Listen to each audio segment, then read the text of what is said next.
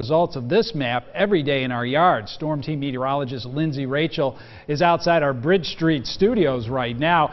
And the view behind you, Lindsay, is something many of us are dealing with, and it's not looking too bright, right?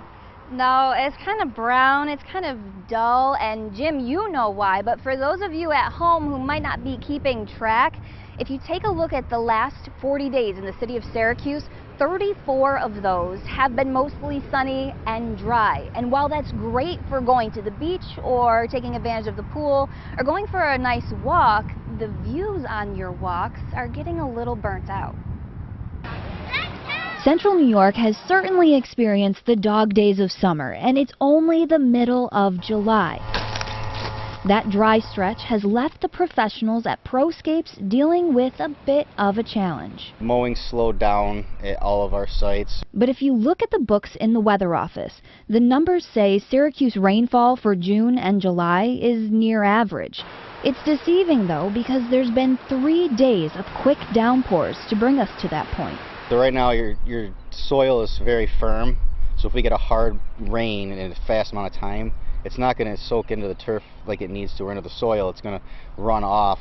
And if the rain just runs off onto the pavement, it doesn't give the grass the nutrients it needs. So what do you do to help?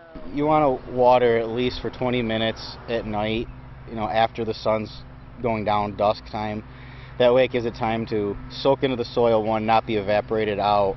Do you mow or no? You can raise your mower deck to just kind of brush the top of the grass and not really harm it much. It'll take the weeds out that are there if you have weeds. Your green lawn is likely not gone forever. It's just taking a little nap, like in the cold season. It goes dormant. It basically goes to sleep for the winter, and then it comes back every spring.